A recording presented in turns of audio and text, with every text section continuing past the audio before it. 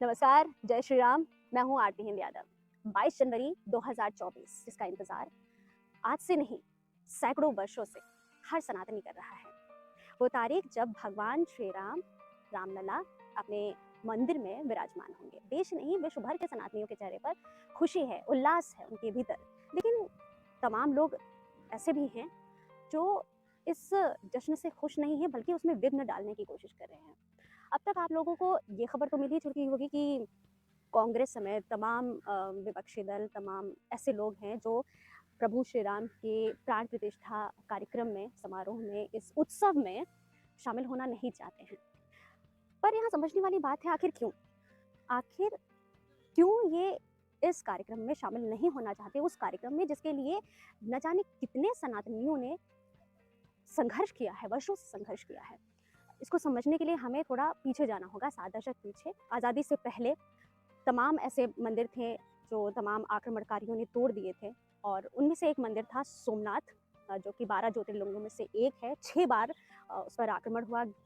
10वीं 11वीं शताब्दी से लेकर 16वीं शताब्दी तक 6 बार इस पर आक्रमण हुआ। आखिरी बार जब वो टूटा था, उसके बाद आज़ादी के बाद उसका पुनर्निर्माण किया गया। सरदार वल्लभ भाई पटेल, जो कि उस वक्त के गृह मंत्री हुआ करते थे, उनकी तमाम कोशिशों के बाद 1950 में इसका निर्माण कार्य शुरू हुआ। और जब ये बनकर तैयार हुआ था 1955 में, और प्राण प्रतिष्ठा होनी थी सोमनाथ मंदिर की, उस वक्त जो राहुल गांधी, सोनिया गांधी के पुरखे हैं, कांग्रेस के पंडित जवाहरलाल नेहरू उस वक्त के जो प्रधानमंत्री रहे थे, न सिर्फ वो खुद उस मंदिर की प्राण प्रतिष्ठा कार्यक्रम में शामिल होने से खुद को मना किया, मतलब वो खुद नहीं गए, बल्कि जो उनके पार्टी के तमाम लोग थे उन सब पर भी दबाव बनाया। जब डॉक्टर राजेंद्र प्रसाद, जो उस वक्त के राष्ट्रपति थे, इस मंदिर की प्राण प्रतिष्ठा में मुख्य रूप से उन्हें शामिल होना था, उन्होंने ही बाद में इस मंदिर को देश को समर्पित किया था।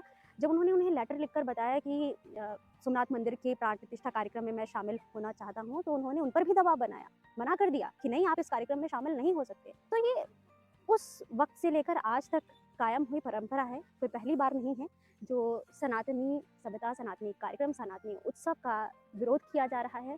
और इसके पीछे के अगर कारण जानने की कोशिश की जाती है, जब इनसे सवाल होता है कि आप इस तरह के उत्सवों में, इस तरह के कार्यक्रमों में शामिल होते क्यों नहीं हैं, तो इनका एक बड़ा सीधा सटीक सा जवाब होता है, क्योंकि हम हैं धर्म निरपेक्ष।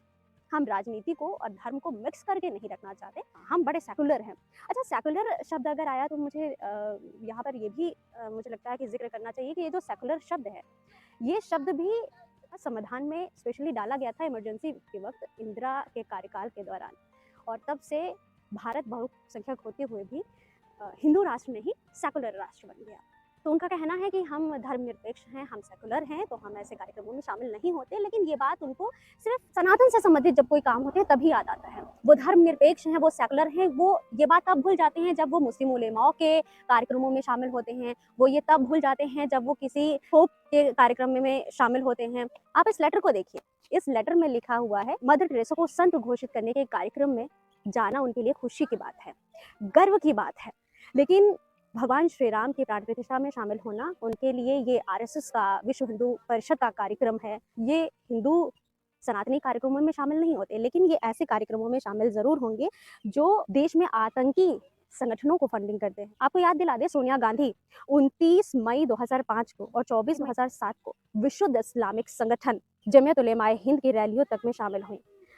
आपको जानकर हैरानी होगी, ये एक ऐसा संगठन है जो देश में आतंकी गतिविधियों में शामिल होने वाले आतंकियों को कानूनी मदद खुलेआम देने के लिए जाना जाता है। तो ये ऐसे कार्यक्रमों में शामिल होंगे, लेकिन ये सनातनी कार्यक्रमों में शामिल नहीं होंगे। अच्छा, ऐसी मानसिकता रखने वाले लोगों को हम भी नहीं चाहते कि वो ऐसे कार्यक्रमों में शामिल हो। भाई क्यों नहीं चाहते? क्योंकि आपका सनातन विरोध जग जाहिर है।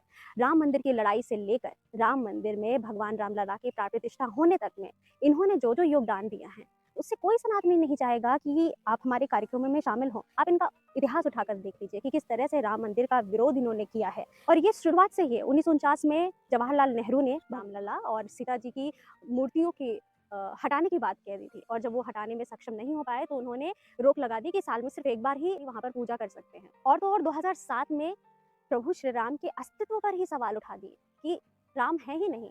इन्हीं की पार्टी के कांग्रेसी नेता हैं मणिशंकर अय्यर, 2019 में वो बोल रहे थे कि दशरथ के महल के 10,000 कमरे थे, 10,000 कमरों में से कौन से कमरे में राम पैदा हुए हैं, तो इनको कमरा चाहिए कि कौन से कमरे में राम पैदा हुए हैं। हिंदुओं का सेंटिमेंट हर्ट नहीं होता है इनकी बातों से।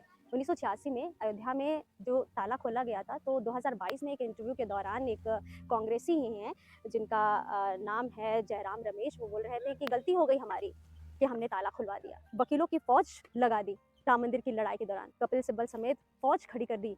तो वो लोग जो शुरुआत से ही पीढ़ी दर पीढ़ी उनके विरोध में शामिल होते रहे हैं, ऐसे लोगों को सनातनी खुद नहीं चाहेंगे कि आप हमारे कार्यक्रम में, आप हमारे उत्सव में, आप हमारे खुशियों में शामिल हों, ऐसे पवित्र मौक़ों पर आप शामिल हों। तो अच्छी बात है कि वो शामिल नहीं हो रहे हैं। आपका इस पर क्या कहना है? कमेंट करके अपनी प्रतिक्रिया ज़रूर दीजिएगा, अपने मन की बात कमेंट में ज़रूर लिखिएगा। मिलेंगे आपसे जल्द फिर। नमस्कार, जय श्री राम।